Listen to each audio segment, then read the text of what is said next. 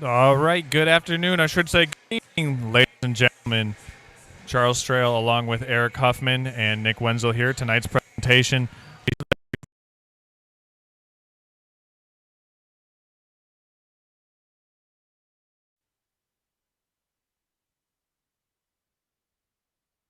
Hornets, and we're going to go ahead and pay homage to pregame show sponsor, the Gaylord Eye Care Center. We'll be back right after this.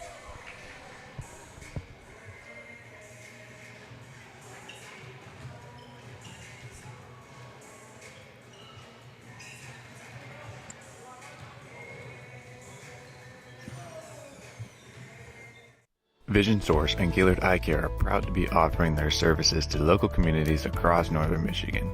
With locations in Gaylord, Point City, Bel Air, and Sheboygan, they're committed to serving you and providing a trusted source of credentials and expertise. If you're struggling with anything vision related, then don't hesitate to schedule a consultation and meet their friendly and experienced staff for yourself.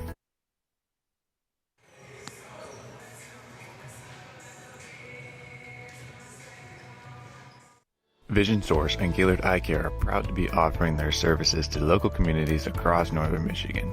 With locations in Gaylord, Point City, Bel Air, and Sheboygan, they're committed to serving you and providing a trusted source of credentials and expertise.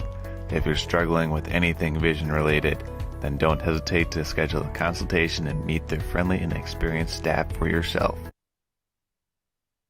Are you interested in building a new home or renovating an existing one? With over 100 years of combined experience, J&J Construction is one of the most reliable and respected general contractors in our service area.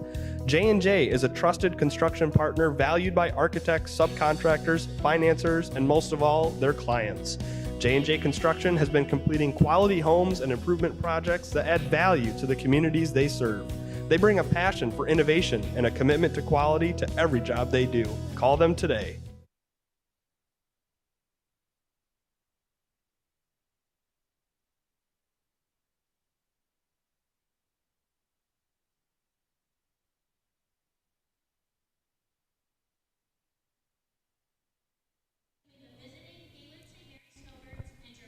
And here we are. Welcome back to the Gaylord Eye Care Center pregame show. Charles Strail along with Nick Wenzel and Eric Huffman. Snowbirds on the road here tonight, taking on the Pellston Hornets. We're going to step aside for our national anthem and then starting lineups to ensue after that. Tonight's officials are assigned by the MHSAA to administer the rules of the game. Now, if you could please rise, remove your caps as we honor America with the playing of the national anthem.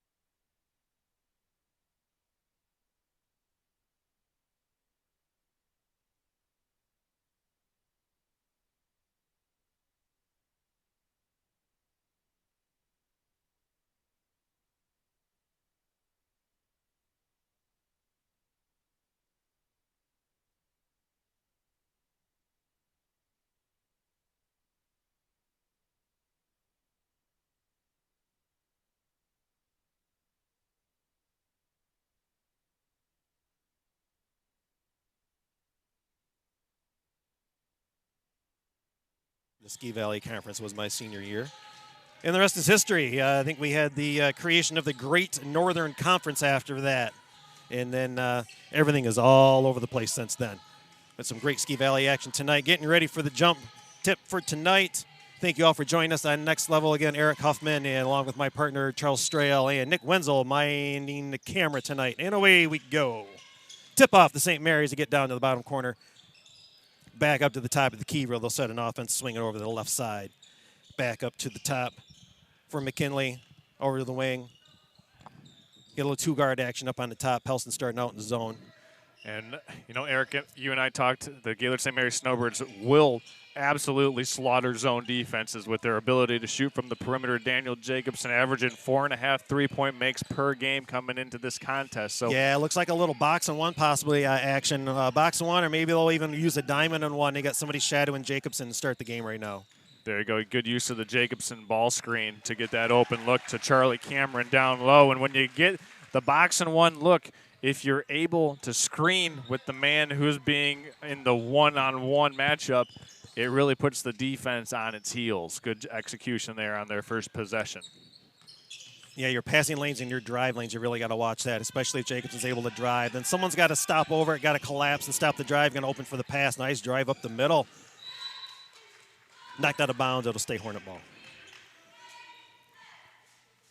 Bonter with a nice drive up the middle there. A little more under control, maybe get an easier shot to go in. Use that glass, kiss it off instead of trying to teardrop it. Yeah, just one of those things that they'll have to figure out here. Ooh, nice rise in the middle. Yeah, good shot by Grondin there to get the foul at least. And when you're able to get it to the 10-foot area, get into the paint, you can make an aggressive move as Grondin did there, and he gets a chance to go to the free throw line. That's the first foul called against McKinley.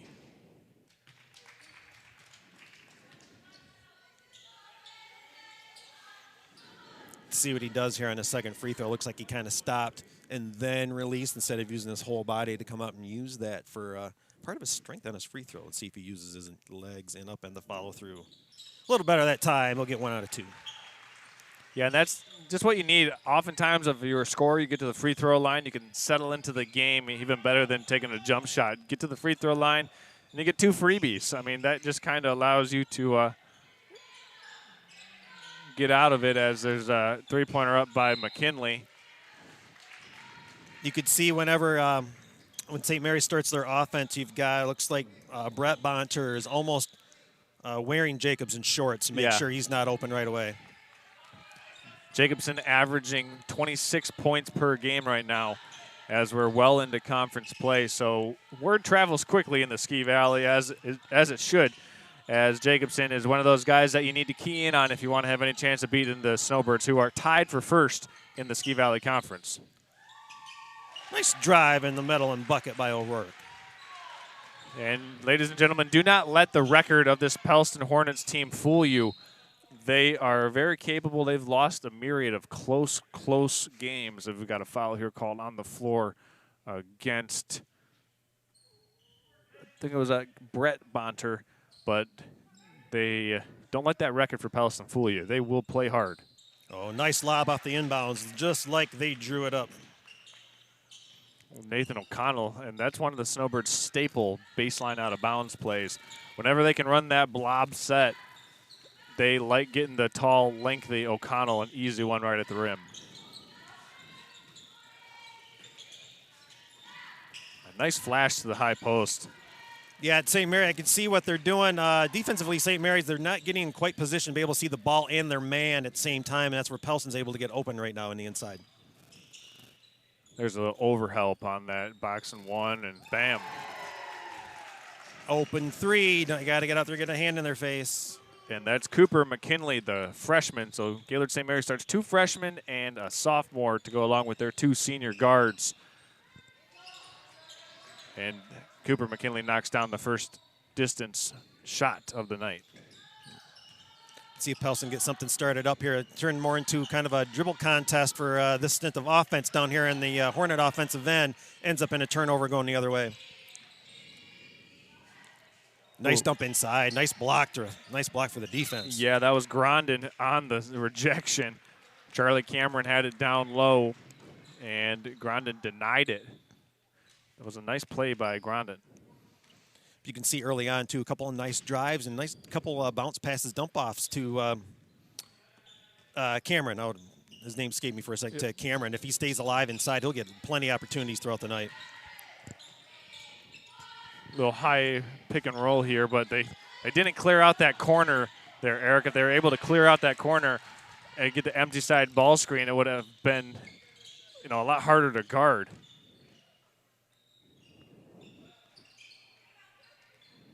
Secure that ball, get it to a guard, get her up the middle, get your fast break going.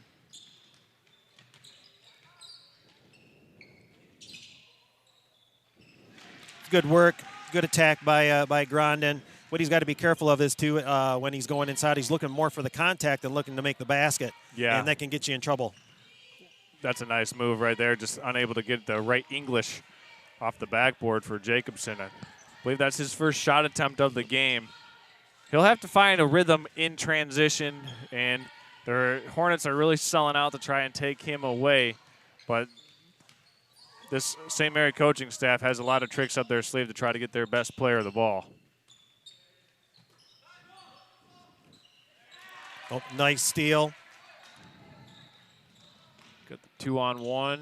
Nice play by Jacobson to trail that play. Yeah, you always got to follow man in. You never know. You're not 100% sure he's got to make it, so make sure you're there to help him out. It honestly looked like they were going to play for that 2-on-1. The way McKinley went over to the left-hand side, it opened up a clear lane for Jacobson to fill the right lane. And oftentimes if you miss it, you're going to miss it over the backboard, which is where Jacobson had ran to. He was there for the easy offensive putback for the two-pointer. So, so far, Eric, it's a 5-9 game. We've got the Hornets showing a little box and one. It looks like that's what they're going to try to use to slow down this Snowbird team tonight. Yeah, it looks like it could be the night of gimmick defenses. I guess we'll see if they want to stick with that box and one, or whether they want to go to a 3-2 just to take away the outside altogether and just rotate their players to make sure that Jacobson's not open, or if they want to, or maybe go a triangle and two and take Jacobson and the other guard out possibly. Let's see what type of gimmicks they have and see what the counter is for St. Mary's. Checking in for the Snowbirds is Lucas Sherwinski. This is his first game. Official timeout. Yep, 5 for ankle brace tie. But as Lucas Sherwinski, this is his first game playing this year. As you see, a couple Hornets congratulating him. It's been a long recovery journey for Lucas, and good to see him into the game.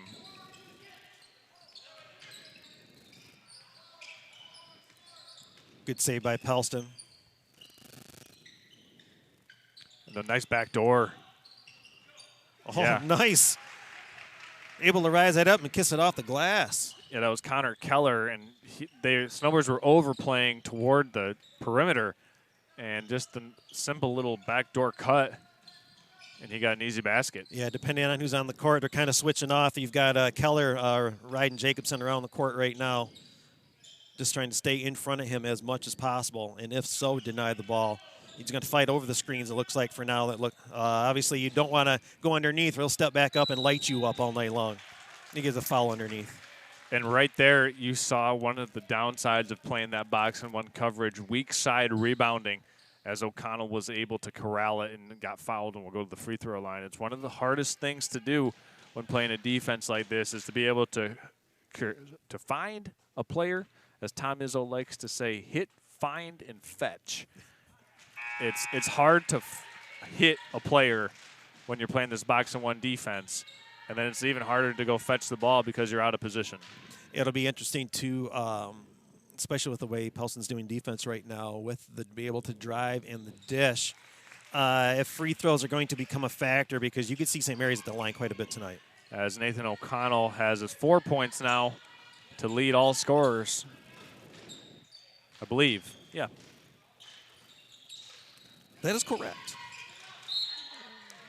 Ooh, nice little curl action, and that one's called on the floor, but it would have been a nice little play if Pellston would have been able to score that one.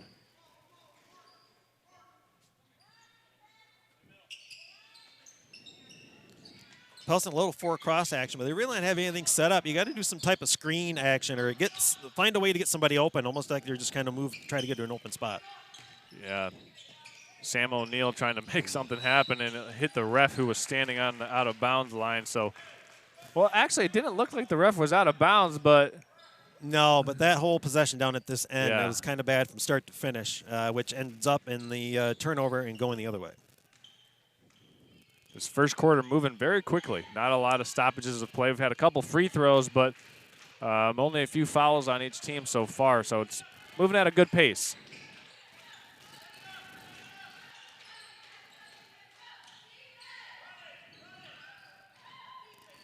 Oh, that's a nice set. Yep. Nice screen out from down low to get the guy over in the corner. Yeah, Just not able to sink it. That's a really nice set against that defense right there. Wide open shot. So keep an eye on for Keller. That's the second time just driving in like that and letting it go. He got a foul the first time, nothing the second time. Let's see if that's his go-to play, if he's able to keep that under control. That was a nice little semi-transition there for the Snowbirds. Jacobson got the rebound, was able to find McKinley up on the far side running the sideline, and McKinley going to the free throw line. And again, if free throws are going to become a problem or a staple for St. Mary's tonight, you got to look out for foul trouble for Pellston.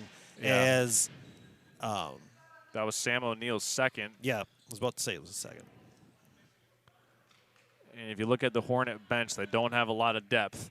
So the fouling situation is definitely something that the Hornets don't want to get into.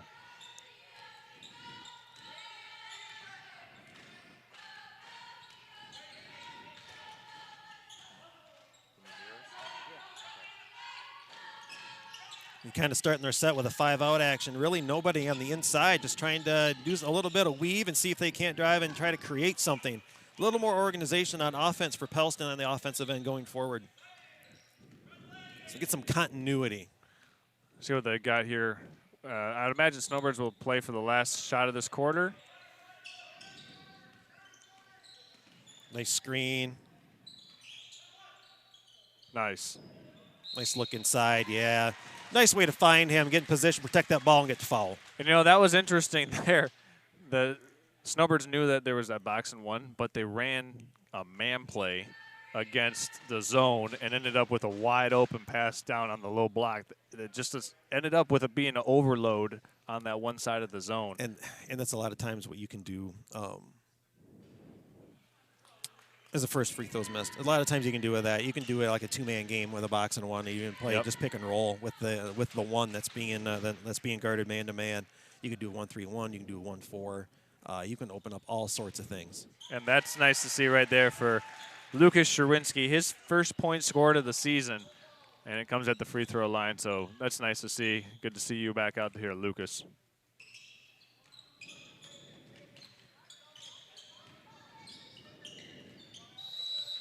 Just got to be ready. Always be ready to receive the ball. You never know when it's going to come to you. Yeah, and you know, so far in this game, it's like both teams are trying to find their footing. It's like the Snowbirds know what they want to run, but aren't really sure how to execute it against this set.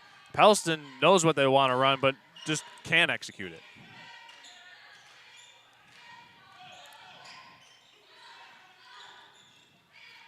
Oh, nice screen for Jacobson. Got him all the way around the top.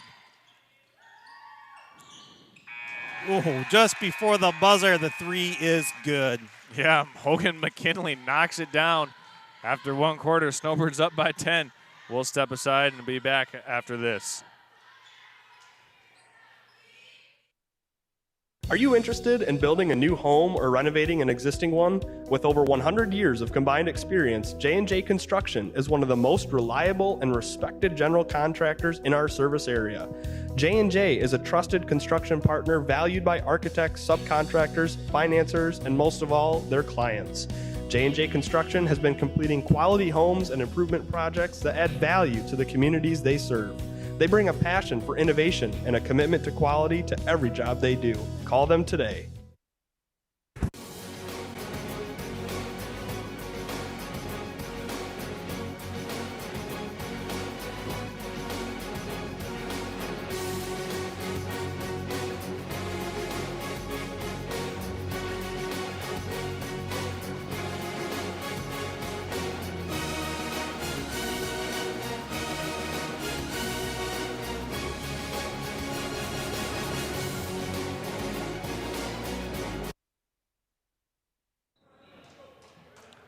Okay, here we are. As we start the second quarter of play, the Gaylord St. Mary's Snowbirds have a 10-point lead over the Pellston Hornets, courtesy of that Hogan McKinley buzzer beater just before the first period ended.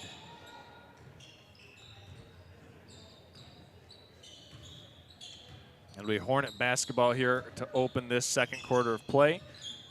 See if they have something dialed up to get them the ball, but the travel violation called against Pellston will Pack his bags. He flies, the TVC. Yeah, that's right. The traveling violation called as we get the plug, the Traverse City Cherry Capital Airport. Now is the time to fly TVC as the ball handlers did just there. Travel. Had my bags packed through TVC last week. There you go. Now it's just straight zone right now for the Hornets. They've come out of that box in one look, and now it's just straight zone.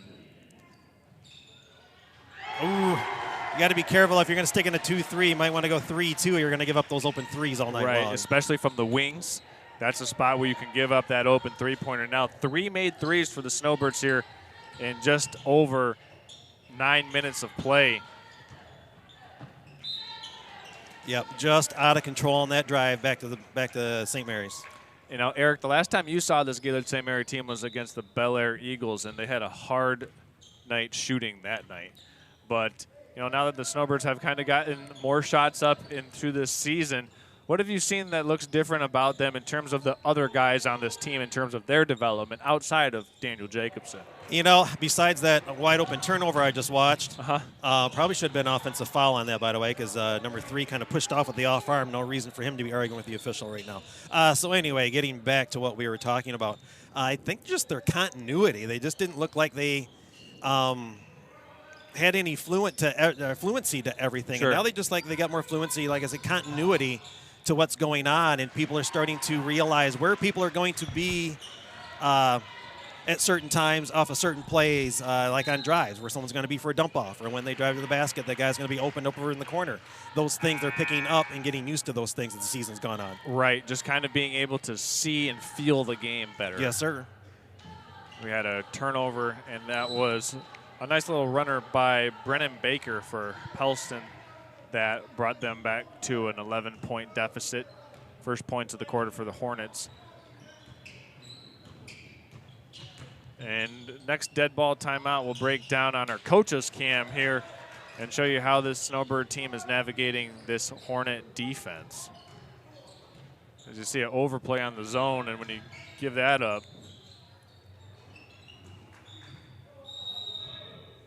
but yeah, right now, Pellston kind of playing that 2-3 zone, Eric, as you said earlier. If they went to a 3-2, they wouldn't give up as many elbow slash, they call it a slot cut in the NBA. Yeah. There's another type of zone that I ran my last year at Harbor Light. It's called a point slide. It's a 3-2 type of zone, and maybe we can draw it up later and go over it, but it's a way to get your most athletic person up on the point, but also down low, too, to get a bunch of steals and make the defense think that the paint is open. And it's really not. You know, it's all like a smoke and mirror trick to get them to throw that pass, so that way your best athlete is there to intercept it.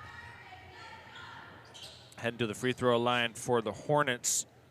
Yeah, at a one girl, I think she was like 5'10", almost 6 foot, but she was able to play up on the point, and then as the ball moved, she would keep on sliding down through the paint, and she ended up down on the block, but she'd always cut in front and get a lot of steals that way. Second free throw, no good at the free throw line for Drake.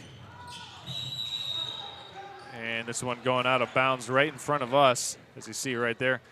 Good camera work by our friend Nick Wenzel. Looks like we're going to have another timeout. And we're going to draw something up for that zone defense. So we'll head it over to our coach's camera, presented by J&J Construction. Eric, take it away. So, real quick, if you want to go with something against the box and one, just a little gimmicky play, you could try to mess them up, get them thinking or whatever, because there's so many things you could do off this set. It almost looks like you're set up for a free throw because you got offensive guys here, here, here, and here. You're almost helping them out with their box and one, but what you're actually doing is you're setting up what I like to call close the door. So what's going to happen is you could take Jacobson, he could actually take the ball and come around here to the side like he wants to drive or he can actually come off this screen from this big, like almost like you're doing a two-man pick and roll. But at the same time, who's the other guy who's been hitting the threes already tonight? McKinley. Yeah, number 13. What happens is he comes through, ends up coming through this double screen up to the top of the key as he's coming over here, and you get a pass up here for a wide open three. Coming through the double screen from the elbows. So like the elevator play. Yes, some people like to call it elevator. I always like to close the door because it's not just the top of the key. We will also do that out of bounds on two sides of the basket out of bounds and set up double screens for wide open shots. So now we have our question of the night for our friend Nick Wenzel. We do this all the time. Over, under, Snowbird made three-pointers tonight. Nick, I'm going to set it at 8 3-pointers. Over or under? What do you think? Over. Okay, there we go. Nick will be keeping close track on that one. They've got 3 made three-pointers so far. How many for Daniel Jacobson, Nick? We'll set it at 3. I'm going to go 8. 8 total for the team. Okay. Nice pass to O'Connell. And what you got to do when they get the ball in the high post, you got to collapse with all of your guards right on the ball and make them get rid of it, or you're going to get a jump ball or a steal. Ooh, great idea to get it back, but you got to hit him in the hands, not in the shoelaces. Oh, that's a nice pass by McKinley. Nice lead. I mean, there was about a 2-foot space where McKinley could have put that one, and Jacobson caught it right in motion and hit him in stride.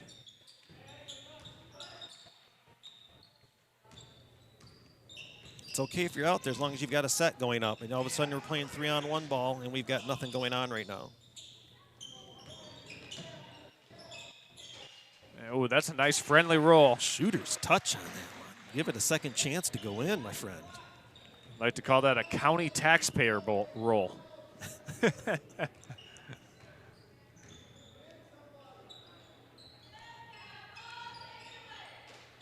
Okay, so they're back in there. Yeah, they've got their box on one. You see they're trying to shadow Jacobson as much as possible, but they're sending multiple screens at him. Still able to drive in. I like that play the Snowbirds just ran where you run Jacobson off of a down screen. He gets it sort of like a dribble handoff into a ball screen and then another ball screen. And he got to the basket, but good defensive wall being built by the Hornets there.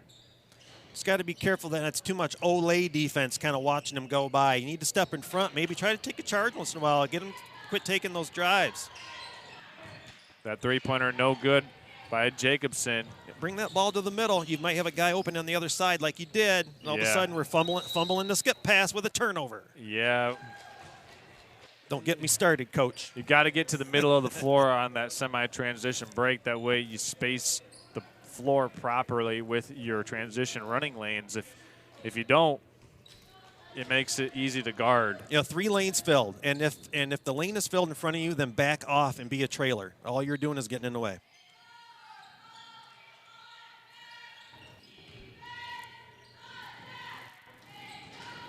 You have a corner skip right there if you screen the bottom guy of that. Let's see what there they go. They had the screen.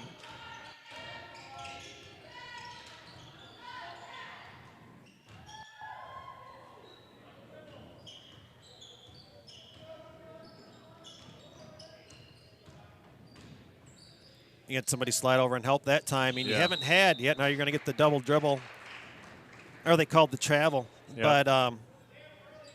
But Cooper McKinley has not shot the ball the last 2 or 3 times. He's had a wide open shot. Yeah, and he knocked down the first three-pointer of the game for the Snowbirds, too. Yeah, and whether it's going to go in or not going to go in, it just makes it look like you're trying to facilitate through Jacobson instead of taking the wide open shot. Take the shot and trust your teammates. Nice turnaround jump shot there as the Hornets keep it going. Nice. That was Brennan Baker.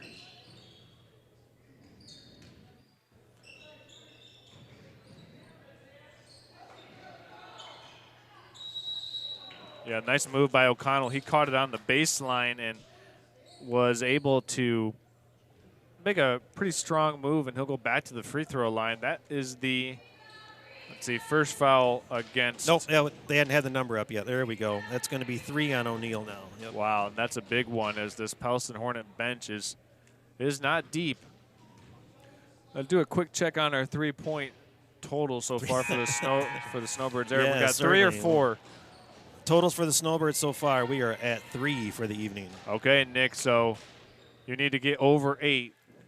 We'll let you change it at halftime if you want to. But you only get 1. I'm staying with it. Okay. You the man. He's sticking to his guns. O'Connell's second shot, no good. It's 23-14 after O'Connell splits at the free throw line.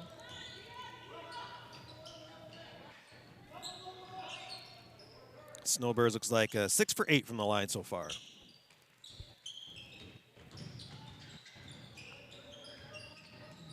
%, you know, you're going to take that. Nice hands by Jacobson. Secure it, get it to a guard. Or a three-point. So, ladies and gentlemen, an update here from Pellston. Today's game is going to be suspended indefinitely and resumed at another day. We don't have any other information to give right now, but this game will be suspended and resumed later this season. It is 23-14, and we thank you for tuning in, and we do want to send our thoughts and prayers to those impacted, and today's game will once again be resumed at a later date. So thank you for tuning in, thank you for your patience, and we'll see you later on this year.